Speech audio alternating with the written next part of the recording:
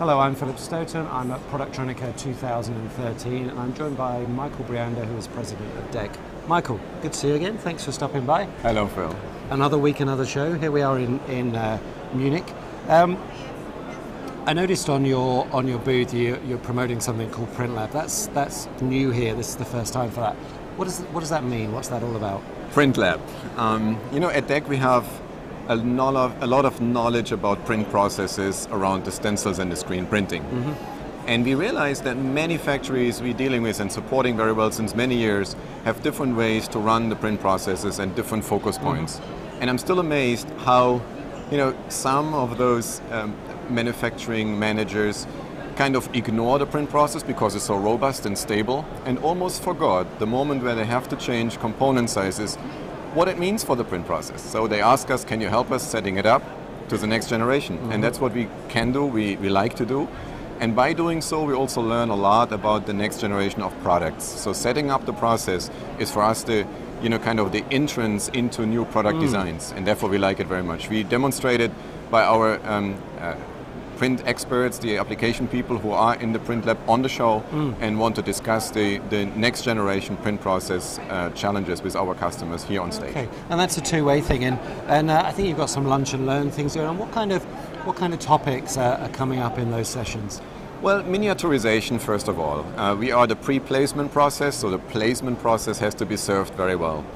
But when we talk about pre-placement, sometimes people forget that this is a post PCB manufacturing process.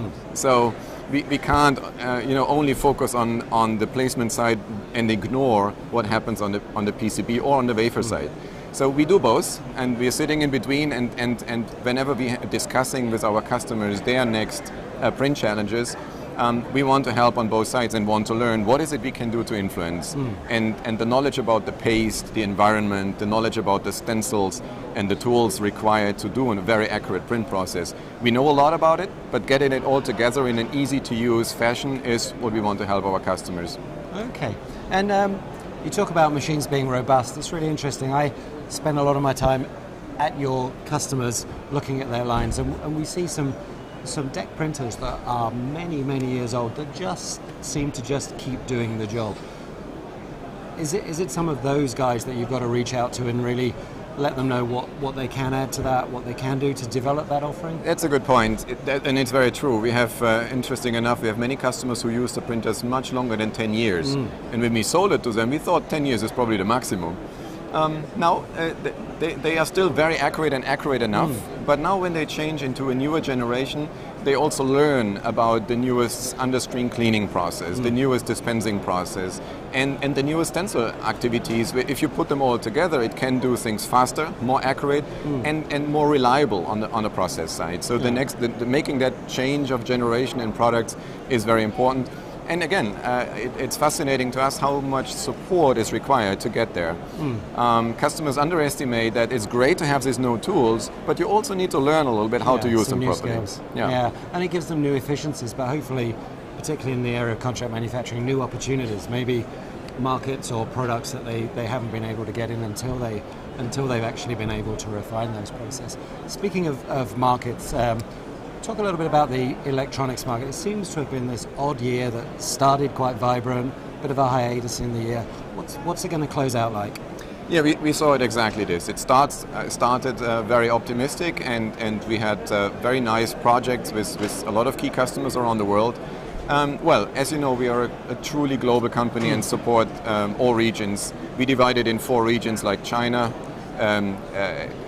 Southeast Asia, Americas, and Europe.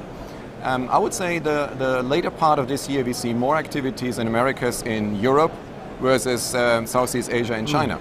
Interesting enough, we feel our revenues will be very much spread, 30%, 40% Asia this year, which is kind of an interesting... Yeah, it's a correction or a change going on in there. It is a correction because we have seen for many years a hype and growth in the Asia region, and now it's much more balanced.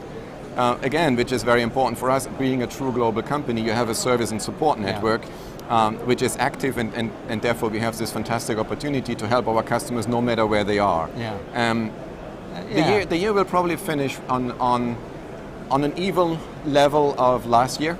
So we think we have met our targets in the areas we wanted to. Unfortunately, not. We'd like to have a little bit more growth, but we are very optimistic for 2014. Yeah, I think there's a lot of people predicting growth for 2014. And incidentally, what you say about that global correction, I think that's good for the EMS guys and good for the OEMs as well. It just this balance to the manufacturing geography seems to make more sense. Right. The other sector you're in is in the solar market.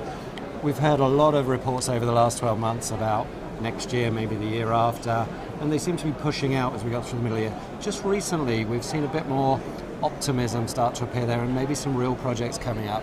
Is that reflected in what you're seeing? Yeah, absolutely. A couple of indicators. The top tier customers in the solar world now run 90 to 100% capacity. So it's surprising how quickly the picture is changing for them. They're not at the level where they want to extend the level of capacity yet. They need more, a more robust marketplace. Yeah. But supply and demand is finding its balance in 2014. We have many analysts helping us to understand that, and that's what they say. The quoting activity right now is pretty high. So we have our salespeople are very active explaining our equipment to customers who really have an interest to extend their capacity levels. And so we believe 2014 gets us back on track in the solar world. Yeah, and we hope it isn't that maybe that bullwhip effect where the rise and fall becomes more shallow, because the last rise was meteoric, but the fall was painful too. So that's true. I mean, the landscape has changed significantly. There are many more big players who have expanded over this difficult period of time, but much less lower players. So that balance is probably right now. Again, we see most of the activities are going to be in Asia, and it's likely to stay there. But then also we see, because this market likes to have efficiency gain on the solar cell efficiency side, and Europe is coming back. Europe and America's activity is coming back, especially for those high-end solar cells. Yeah, and in terms of development, I guess while it's been quiet, you've been busy working on the next generation of equipment, and you're ready for that. Absolutely, it's about print speed, and it's 3 times faster than what we experience in the electronic world. It is a screen printing process. It needs special expertise to do that. Yeah. And we have developed equipment which is on the very accurate but lower speed side and on the ultra high speed side. Yeah. So we are very well positioned to meet both ends of the market. It's a challenging material to handle as well, isn't it? So there's a whole bunch of additional dynamics. Michael, thanks very much for the insight. Thanks for your time. Hope you enjoy the rest of the week, and I hope we'll chat again soon. Thank you. My pleasure. Nice to see you again. Thank you.